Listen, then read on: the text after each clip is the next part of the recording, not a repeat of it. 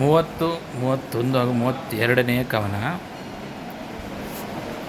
ಹಾ ಎನ್ನುತ್ತಾ ಬಬ್ಬಿರಿದು ವಿಪ್ರನಿಕಾಯ ಕುಣಿದುದು ಕಮಲಮುಖಿ ನಿರ್ದಾಯದಲ್ಲಿ ಸೇರಿದಳು. ಹಾರವು ಎನಗೆನುತ್ತಾ ಹರುಷದಲ್ಲಿ ಹಾ ಯುವತಿ ಜನ ಜಲದ ಮುಸುಗಿದ ಬಾಯ ಮೌನದ ಬೆರಳ ಮೂಗಿನ ರಾಯರಿದ್ದರು ಬಿಗ್ಗದ ಬೆರಗಿತು ಹೊತ್ತು ದುಗುಡದಲ್ಲಿ.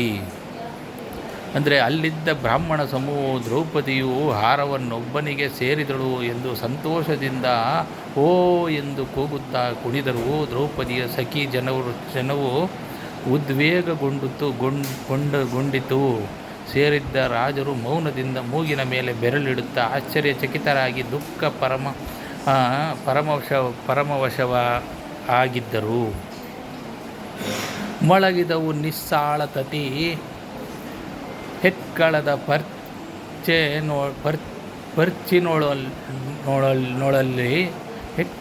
ಪರ್ಚಿನೊಳಲ್ಲಿ ದಿವಿಜಾವಳಿಯ ದುಂದು ಅಭಿರವದಲ್ಲುಬ್ಬಿದ ಸಾಧುವಾದಗಳ ಕಳಕಳದ ಕೊಳ್ಳಣಿಗೆಯಲ್ಲಿ ಪೊವೆಳೆಯ ಪೊರೆದ ಹರಹಿನಲಿ ಜನ ಮುಳುಗಿತು. ಅದ್ಭುತ ರಭಸವಳ್ಳಿ ಇರುದುದು ಜಗತ್ರಯವ. ಅಂದರೆ ಅನೇಕ ಕಹಳೆಗಳು ಕೂಡವೇ ಮೊಳಗಿದವು. ಆಕಾಶದಲ್ಲಿ ದೇವತೆಗಳು ದುಂದುಂಬಿಗಳನ್ನು ಬಡಿದರು. ಸಂತೋಷದ ಶಬ್ದಗಳನ್ನು ಮಾಡುತ್ತಾ ಸಾಧು ಎಂದು ಹೂಮಾಲೆಗೆರೆದರು. ಜನರು ಈ ಸಂಭ್ರಮದಲ್ಲಿ ಮುಳುಗಿದರು. 3 ಲೋಕಗಳನ್ನು ಅದ್ಭುತ ರಸವು ಮುಳುಗಿಸಿತು. ಕೋಲಾಹಲ ಉಂಟಾಯಿತು.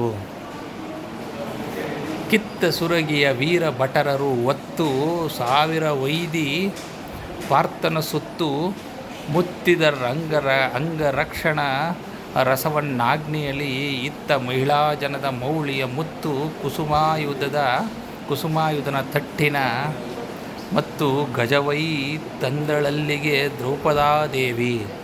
ಆದರೆ ಅರ್ಜುನನು ಯಂತ್ರವನ್ನು ಭೇದಿಸಿದನೊಡನೆ ದ್ರುಪದ ನಾಗ್ನಿಯಂತೆ 60,000 ವೀರಭಟ್ಟರು ಕತ್ತಿಗಳನ್ನು ಇರಿದು ಅರ್ಜುನನ ರಕ್ಷಣೆಗೆ ನಿಂತರು. ಈ ಕಡೆ ಕನ್ಯಾಕುಲ ಶಿರೋಮಣಿಯು ಮನ್ಮಥನ ಸೈನ್ಯದ ಮದದಾನೆಯೂ ಆದ ದ್ರೌಪದಿಯು ಅರ್ಜುನನ ಕಡೆಗೆ ಬಂದಳು. ಧನ್ಯವಾದಗಳು.